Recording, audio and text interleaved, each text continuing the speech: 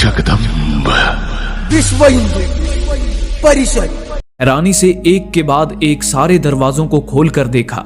उन दरवाजों के हर तरफ ठीक वैसे ही 6 दरवाजों वाले कमरे थे।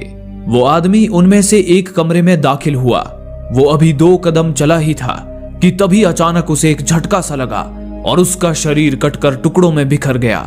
उस कमरे में पतले तार की जाली का एक ट्रैप लगा हुआ था जिसने उस आदमी के टुकड़े कर दिए थे। ठीक उसी तरह एक दूसरे कमरे में भी एक आदमी बेहोश पड़ा था। तभी एक दूसरा आदमी नीचे के दरवाजे से उस कमरे में दाखिल हुआ। उसके ठीक बाद एक औरत और एक लड़की भी उसी कमरे में आ गए। वे दोनों इतना डरे हुए थे कि डर से कांपती उस लड़की का चश्मा ही गिरकर टूट गया। वो आदमी उस डरी हुई लड़की को शांत करा ही रहा था कि तभी ऊपर के दरवाजे से एक बूढ़ा आदमी भी उसी कमरे में दाखिल हुआ।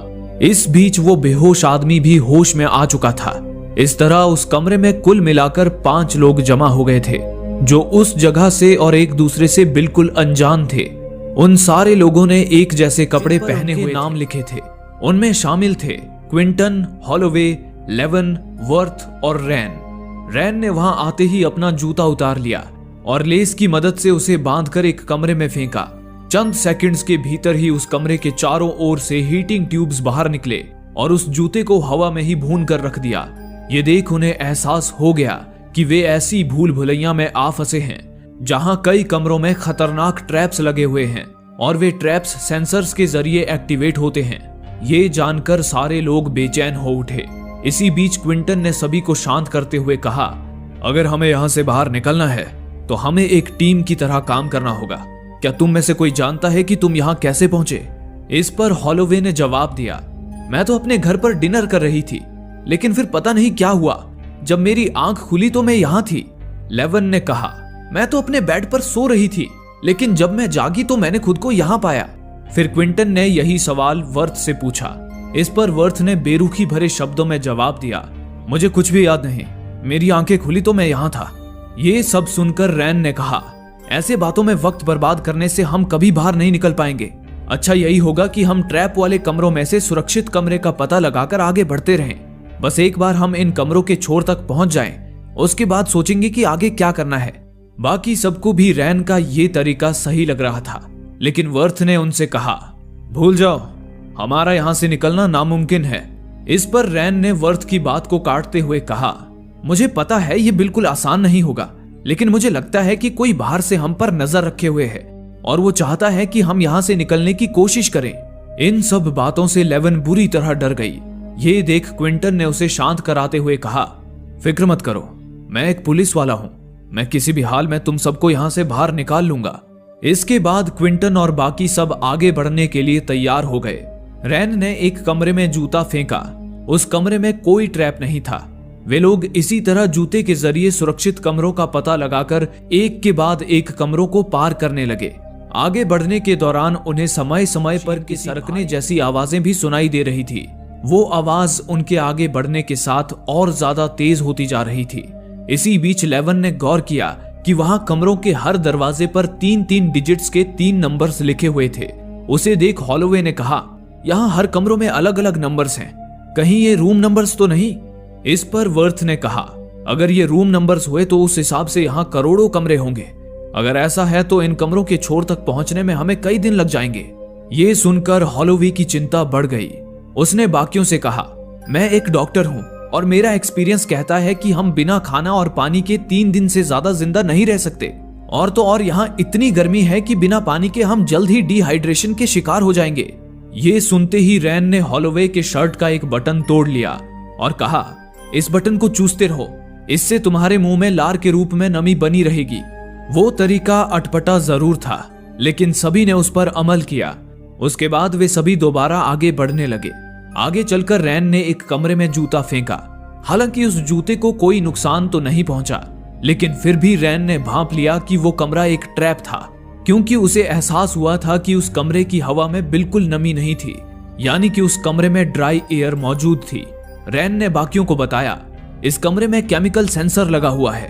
अगर हम अंदर गए तो ड्राई एयर के संपर्क में आने से हमारी स्किन से हाइड्रोजन सल्फाइड केमिकल निकलेगा और केमिकल सेंसर उसे डिटेक्ट करके ट्रैप को एक्टिवेट कर देगा, जिससे हमारा काम तमाम हो जाएगा। ये सेंसर सिर्फ जनरेट होता है, इसलिए यहाँ जूते ने काम नहीं किया। आखिर रैन को सेंसर के बारे में इतनी जानकारी कैसे थी, ये सोचकर सारे लोग हैरान थे। वहीं क्विंटन ने जब दिमाग पर थोड़ा और जोर डाला तो अचानक उसे याद आया कि रैन तो वो मशहूर एस्केप आर्टिस्ट था जो दुनिया की 7 बड़ी जेलें तोड़कर भागने में कामयाब हो चुका था। बेशक वो एक सेंसर्स एक्सपर्ट था, रैन जैसा एस्केप आर्टिस्ट उनके साथ था। ये जानकर तो उन सभी की वहां से बच निकलने की उम्मीद और ज्यादा बढ़ गई। इतने में ही रैन एक दूसरे कमरे में कूद गया जिसे वो जूते के जरिए पहले ही चेक कर चुका था। वो अभी 2 कदम आगे बढ़ा ही था कि तभी एक खट की आवाज उसके कानों में पड़ी। वो जैसे ही उस आवाज की ओर मुड़ा तभी वहां लगे एक डिवाइस ने उसके चेहरे पर तेजाब की बौछार कर दी और उसकी दर्दनाक चीख उस पूरे कमरे में गूंज उठी। वो कमरा भी एक ट्रैप था। रैन जैसे तैसे वहां से सुरक्षित कमरे की तरफ वापस लौट आया, लेकिन तब तक तेजाब ने उसकी खोपड़ी तक को गलाकर रख दिया था। उसने तड़प तड़प कर वहीं अपने प्राण त्याग दिए। रैन जैसा एस्केप आर्टिस्ट भी उस कमरे में लगे ट्रैप्स को समझ नहीं पाया था। इस बात से बाकी लोगों पर नाउमीदी के काले बादल घिर आए, लेकिन क्विंटन किसी भी हाल में हार नहीं मानना चाहता था क्योंकि उसे अपने बच्चों के पास लौटना था। दरअसल क्विंटन का डिवोर्स हो चुका था, इसलिए उसके बच्चों की सारी जिम्मेदारी उस पर ही थी। उसने सबको हौसला देते हुए कहा, हम ऐसे हार नहीं मान सकते। मुझे यकीन है कि हम सबको यूं ही नहीं चुना गया है। हम सब में कोई ना कोई खासियत तो जरूर होगी, जैसे कि मैं एक पुलिस वाला हूं। और ये कहकर क्विंटन ने वर्थ और लेवन से पूछा कि उनमें क्या खासियत है। इस पर वर्थ ने बताया कि वो तो बस ऑफिस में काम करने वाला एक मामूली आदमी है, और लेवन ने कहा कि वो बस स्कूल की एक स्टूडेंट है। लेवन का जवाब सुनते ही क्विंटन ने उस ट्रैप रूम का दरवाजा खोला जहां रैन मारा गया था। फिर उसने लेवन से कहा, तुम स्कूल स्टूडेंट हो ना, फिर तो तुम्हें मैथ्स की अच्छी समझ होगी। जरा इस ट्रैप रूम के दरवाजे पर लिखे इन नंबर्स पर गौर करो, हो सकता है इनमें कोई कोड छुपा हो। ये सुनकर लेवन ने जब उस दरवाजे के नंबर्स पर गौर किया तो उसे समझ आया कि उन नंबर्स में एक प्राइम नंबर भी है।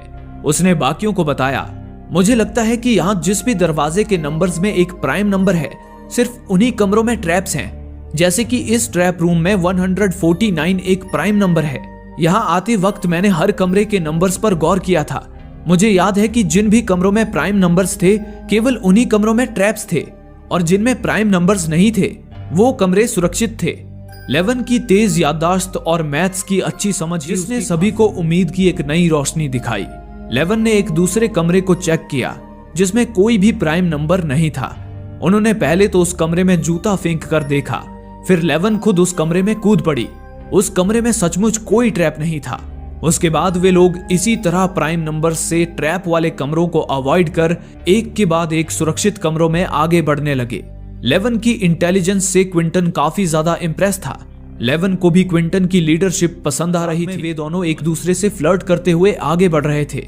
आगे चलकर उन्हें एक ऐसा कमरा मिला जिसके सभी दरवाजों पर प्राइम नंबर्स थे। अब सिर्फ छत वाला दरवाजा ही देखना बाकी था। क्विंटन ने ऊपर चढ़कर जैसे ही छत का दरवाजा खोला तभी अचानक ऊपर के कमरे से एक लड़का नीचे आ गिरा। उस लड़के का नाम केजन था और वो दिमागी रूप से विकलांग यानी कि मेंटली हैंडीकैप्ड था। केजन काफी ज्यादा डरा हुआ था और लगातार दीवार पर अपना सिर पीटे जा रहा था। ये देख हॉलोवे ने उसे फुसलाकर शांत किया और वे लोग उसे भी अपने साथ लेकर आगे बढ़ गए। अब उन्हें पूरा यकीन था कि वे जल्द ही वहां से बाहर निकल जाएंगे। आगे चलकर वे लोग एक दरवाजे पर पहुंचे जहां इस बार वर्थ ने दरवाजे को चेक किया और सभी को बताया कि उस कमरे में प्राइम नंबर्स नहीं हैं, जिसका मतलब है कि वो कमरा सुरक्षित है। इस पर लेवन ने भी वर्थ से सहमति जताई। ये देख क्विंटन उस कमरे में कूद पड़ा। वो अभी कुछ कदम आगे बढ़ा ही था कि तभी लेवन ने उसे रोका। उन्होंने देखा कि क्विंटन पतले स्टील के तारों से घिर चुका था जो धीरे धीरे रोटेट होते जा रहे थे।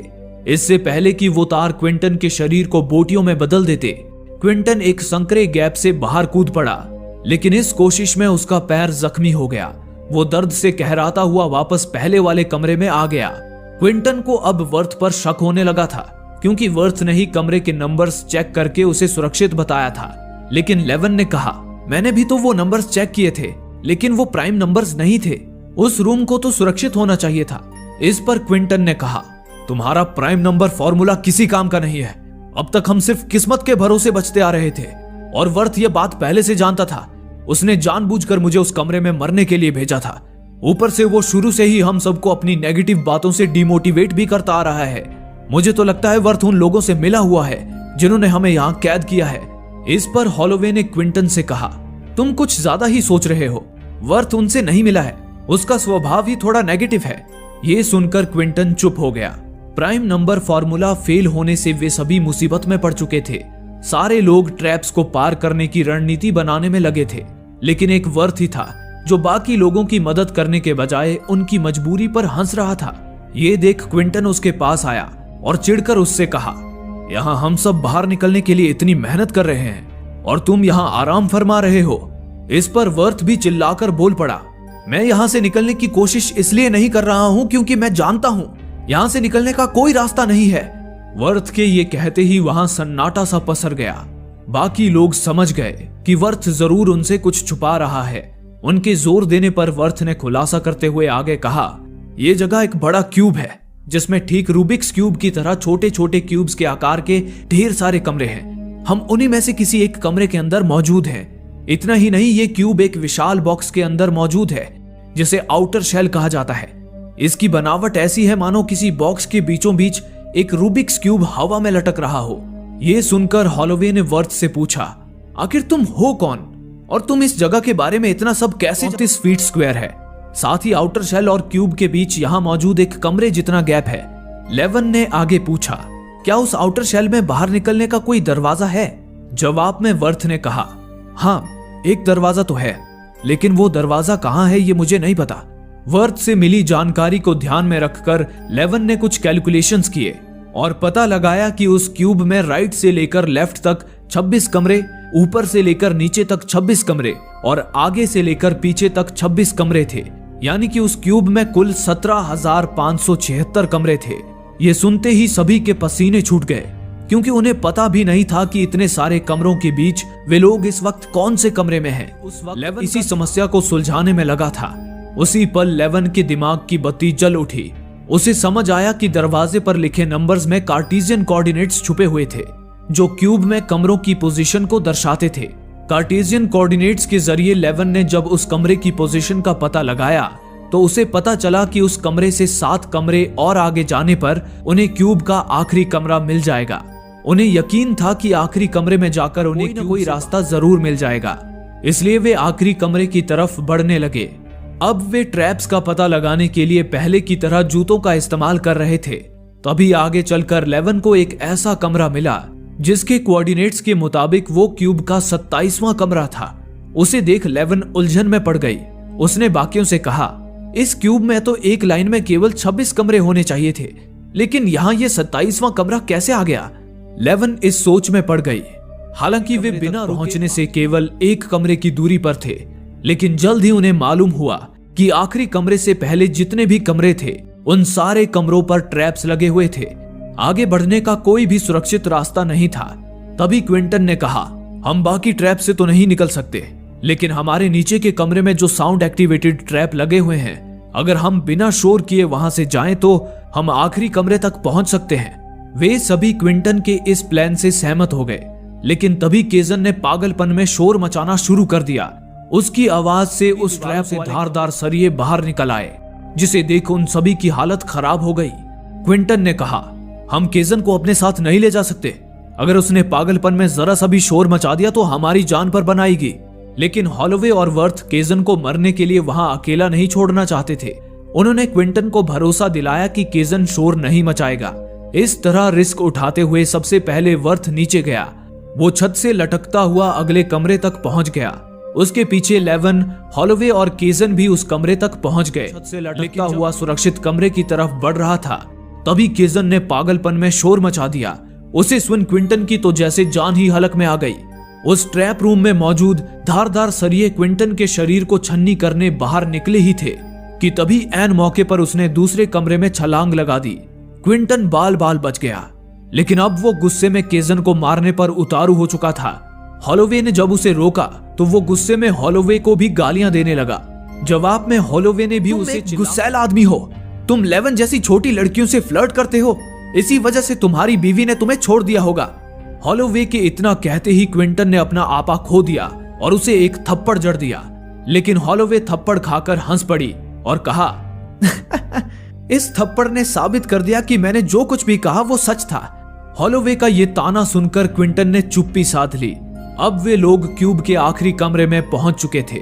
इतने में ही वर्थ ने आखिरी कमरे का दरवाजा खोला। बाहर जाने का दरवाजा नहीं, बल्कि थोड़ी दूरी पर मौजूद आउटर शेल की दीवार नजर आई। उस आउटर शेल और क्यूब के बीच एक बड़ा गैप था और नीचे गहरी खाई थी। ये देख उनके बाहर निकलने की सारी उम्मीदें धरी की धरी रह गई। लेकिन तभी क्विंटन ने कहा, हमें आउटर शेल की तरफ जाकर देखना होगा। हो सकता है वहां से हमें बाहर निकलने का दरवाजा मिल जाए। हम अपने कपड़ों से एक लंबी रस्सी बना सकते हैं, जिस पर झूलता हुआ मैं आउटर शेल की तरफ चला जाऊंगा। लेकिन लेवन ने कहा, हम कपड़ों से रस्सी तो बना लेंगे, पर वो रस्सी तुम्हारा भार नहीं झेल पाएगी। इस काम के लिए हमें हल्के इंसान की जरूरत है। ये सुनकर हॉलोवे ने कहा, मेरा भार कम है, मैं नीचे जाने के लिए तैयार हूं। इस पर सभी राजी हो गए और उन्होंने कपड़ों से रस्सी बनाकर हॉलोवे को नीचे भेज दिया। हॉलोवे रस्सी से झूलकर आउटर शेल तक पहुंचने की कोशिश करने लगी। तभी क्यूब में एक बार फिर से किसी भारी भरकम मशीन के सरकने की आवाज आई और वो कमरा हिलने लगा, जिससे बाकी लोगों के हाथ से हॉलोवे की रस्सी ही छूट गई और हॉलोवे एकाएक नीचे गिरने लगी। पर तभी ऐन मौके पर क्विंटन ने छलांग लगाकर उसकी रस्सी पकड़ ली। हॉलोवे की जान दौरान बाकी लोगों ने भी क्विंटन को पैरों से पकड़ रखा था। हॉलोवे ने फौरन ऊपर आकर क्विंटन का हाथ थाम लिया, लेकिन तभी क्विंटन को हॉलोवे से हुई अपनी बेइज्जती याद आ गई। उसका बदला लेने के लिए क्विंटन ने हॉलोवे का हाथ छोड़ दिया, जिससे वो खाई में जा गिरी। कमरे में वापस आकर क्विंटन ने सभी से झूठ कह दिया कि उससे हॉलोवे का हाथ छूट गया। ये सुनकर सभी निराश होकर बैठ गए। तभी क्विंटन ने लेवन से कहा, हम ऐसे बैठ नहीं सकते, हमें किसी भी तरह कमरे में पहुंचना होगा। वहां से हमें आउटर शेल तक पहुंचने में आसानी होगी। हालांकि अब ट्रैप का पता लगाने के लिए उनके पास बस एक ही जूता बचा था, इसलिए क्विंटन लेवन पर ट्रैप रूम्स के नंबर्स क्रैक करने के लिए दबाव बनाने लगा। इस पर वर्थ ने कहा, हम सब बुरी तरह थक चुके हैं, आगे बढ़ने से पहले हमें थोड़ी देर आराम करना चाहिए। क्विंटन इस पर राजी हो गया। कुछ देर बाद वे सभी गहरी नींद में थे। तभी क्विंटन जाग उठा। उसने चुपके से वर्थ से जूता ले लिया, उसे फिर दूसरे कमरे में ले आया। क्विंटन ने लेवन को अपनी बातों से फुसलाते हुए कहा, वर्थ और केजन हमारे लिए बाधाएं हैं। मेरी मानो तो हम उन दोनों को छोड़कर अभी यहाँ से निकल चलते हैं। मुझ पर भरोसा रखो, मैं तुम्हें यहाँ से बाहर निकाल लूंगा। इसके बाद क्विंटन गलत इरादे से लेवन के कपड़ों में हाथ डालने लगा। ये देख लेवन ने जब उसका विरोध किया तो क्विंटन उससे जबरदस्ती पर उतर आया। तभी सही समय पर वर्थ और केजन वहां आ गए। वर्थ ने क्विंटन को धक्का देकर दूर गिरा दिया, से फट पड़ा। उसने वर्थ को जूते से बुरी तरह पीट पीट कर उसे नीचे वाले कमरे में फेंक दिया। एक पल को तो वर्थ की चीख से वो कमरा गूंज उठा, लेकिन अगले ही पल वर्थ जोर जोर से हंसने लगा। उसे सुनकर बाकी लोग जब नीचे गए तो उन्होंने देखा कि वर्थ उस कमरे में मौजूद एक लाश को देखकर हंस रहा था। क्विंटन ने पास जाकर जब उस लाश को देखा तो वो एस्केप आर्टिस्ट रैन की लाश थी। इसका मतलब था कि वे लोग घूम फिर कर वापस उसी कमरे में आ चुके थे जहां रैन की मौत हुई थी। उसे देख क्विंटन का दिलो दिमाग ही जैसे सुन पड़ गया। हो गया कि उस क्यूब से निकलना नामुमकिन है। उसी पल वर्थ ने उस दरवाजे को खोलकर देखा जहां लगे ट्रैप से रैन की मौत हुई थी। वर्थ ये देख हैरान रह गया कि अब वहां कोई ट्रैप रूम नहीं बल्कि खाली जगह थी। उसे देख वर्थ को एक बात समझ आई। उसने बाकियों को बताया, हम घूम फिरकर इस कमरे में नहीं आए हैं, बल्कि ये कमरा ही अपनी जगह से मूव होकर यहाँ आ गया है। शायद इस क्यूब में कमरे एक जगह से दूसरी जगह मूव होते रहते हैं। मुझे लगता है हमें समय समय पर जो मशीनों की आवाज सुनाई देती थी कि मूव होने की ही आवाजें थी। हालांकि हार मान चुके क्विंटन के लिए अब इन सब बातों का कोई मतलब नहीं था। उसने चिढ़कर वर्थ को चुप रहने के लिए कहा और उसे आखिरी बचा जूता फेंक कर मारा, जिससे वो जूता कमरे से बाहर जा गिरा। लेकिन वहीं वर्थ की बातों से लेवन हरकत में आ गई। उसने जब अपने दिमाग के घोड़े दौड़ाए तो उसे क्यूब का सारा रहस्य समझ आ गया। उसने कहा, मैं जानती हूँ हम बाहर कैसे निकल सकते हैं। तुम लोगों को याद होगा कि यहाँ आते वक्त हमें क्यूब का 27वां कमरा मिला था, में तो सिर्फ 26 कमरे होने चाहिए थे। असल में वो कमरा एक ब्रिज था जो क्यूब को आउटर शेल पर मौजूद बाहर के दरवाजे से जोड़ता है। हालांकि समय समय पर बाकी कमरों की तरह वो ब्रिज भी मूव हो रहा था, इसलिए उस वक्त वो ब्रिज दरवाजे से मूव होकर क्यूब के बीच में आ गया था। इतने में ही क्विंटन ने लेवन को टोकते हुए कहा, अगर वो ब्रिज अपनी जगह बदल रहा है तो वो क्यूब को दोबारा आउटर शेल के दरवाजे से कैसे जोड़ेगा। इस पर लेवन ने सभी को समझाते हुए कहा, दरअसल जब इस क्यूब ने मूव करना शुरू नहीं किया था और जब सारे कमरे अपने ओरिजिनल पोजीशन पर थे, तब वो ब्रिज भी आउटर शेल में मौजूद बाहर के दरवाजे से जुड़ा हुआ था। उसी वक्त हमें उस ब्रिज से अंदर लाया गया था और उसके बाद ही क्यूब ने मूव करना शुरू किया, जिससे सारे कमरे एक पैटर्न में अपनी जगह बदलने लगे। जहां तक मेरा अंदाजा है, एक साइकिल पूरा करने के बाद क्यूब के सारे कमरे और वो ब्रिज दोबारा अपनी शुरुआती पोजीशन पर जरूर आएंगे और उस वक्त तक अगर हम ब्रिज पर पहुंच गए तो हमें बाहर निकलने का दरवाजा भी मिल जाएगा। ये बताने के बाद लेवन ने अपनी कैलकुलेशन शुरू कर दी। उसने पता लगाया के बाद ये क्यूब अपनी स्टार्टिंग पोजीशन पर होगा। इन 2 मूव्स से पहले उन्हें किसी भी तरह ब्रिज पर पहुंचना होगा। ये सुनकर वर्थ ने कहा, लेकिन रास्ते में तो ट्रैप्स होंगे और ट्रैप्स का पता लगाने के लिए हमारे पास जूता भी नहीं है। इस पर लेवन ने कहा, ट्रैप्स का पता लगाने का एक तरीका तो है, लेकिन वो बहुत मुश्किल है। पहले मुझे लगा था कि प्राइम नंबर्स वाले कमरे ट्रैप्स हैं, लेकिन असल में ट्रैप्स वाले कमरों का पता लगाने के लिए हमें दरवाजे पर मौजूद पूरे 9 नंबर्स के फैक्टर्स निकालने होंगे। उन फैक्टर्स में से अगर कोई वही ट्रैप वाला कमरा होगा, लेकिन ये नंबर्स इतने बड़े हैं कि इनके फैक्टर्स निकालना किसी इंसानी दिमाग के बस की बात नहीं है। इसके लिए हमें कंप्यूटर की जरूरत पड़ेगी। 9 नंबर्स तो दूर की बात है, मेरे लिए तो 5, 6, 7 इन 3 नंबर्स के फैक्टर्स निकालना भी मुश्किल है। लेवन ने इतना कहा ही था कि तभी कहीं से जवाब आया, 5, 6, 7 के फैक्टर्स होते हैं 2। ये जवाब केजन ने दिया था, जिसे सुनकर लेवन चकित रह गई। फिर उसने केजन से एक आसान नंबर 30 के फैक्टर्स पूछे। इस पर केजन ने झट से जवाब दिया, 3। ये सुनकर लेवन समझ गई कि केजन पागल नहीं था, बल्कि उसे ऑटिज्म डिसऑर्डर था। ऑटिज्म डिसऑर्डर में इंसान के बोलने, सीखने और लोगों से व्यवहार करने का तरीका आम लोगों से अलग होता है। बाहर से तो उनका व्यवहार पागलों की तरह होता है, लेकिन उनका दिमाग किसी जीनियस की तरह काम करता है, जिससे उनके लिए मैथ्स, साइंस जैसे कॉम्प्लिकेटेड सब्जेक्ट्स को समझना आसान हो जाता है। उन्होंने सोचा भी नहीं था कि जिस केजन को वे अब तक खोटा सिक्का समझकर छोड़ना चाहते थे, असल में वही उनके लिए हीरा साबित होगा। ये जानकर उन लोगों के अंदर में खुशी की लहर दौड़ उठी। तभी वर्थ ने केजन से एक दरवाजे पर लिखे नंबर्स के फैक्टर्स पूछे। केजन से मिले जवाब के मुताबिक वो कमरा ट्रैप नहीं था, लेकिन उसे चेक करने के लिए क्विंटन ने वर्थ को जबरदस्ती उस कमरे में फेंक दिया। खुशकिस्मती से वो कमरा सुरक्षित था। उसके बाद बाकी लोगों को भी उस कमरे में भेजकर जब क्विंटन उस कमरे में घुस रहा था, तभी वर्थ ने दरवाजा गर्दन उसमें फंसा दी। उन्होंने जल्दी केजन की मदद से एक और कमरे को चेक किया और क्विंटन को पीछे छोड़कर अगले कमरे में चले गए। लेकिन बदकिस्मती से क्विंटन दोबारा उन तक पहुंच गया, पर इस बार वर्थ वहां से गायब था। गुस्से से बौखलाया हुआ क्विंटन उसे ढूंढता हुआ आगे बढ़ ही रहा था कि तभी वर्थ ने नीचे वाले फ्लोर का दरवाजा खोल दिया, जिससे क्विंटन नीचे जा गिरा और बेहोश हो गया। उसके बाद वर्थ और लेवन केजन की मदद से आगे बढ़ने लगे। लेवन और वर्थ एक कमरे को चेक करके उसमें दाखिल हुए, लेकिन केजन के उस कमरे में दाखिल वाला कमरा अपनी जगह से मूव हो गया।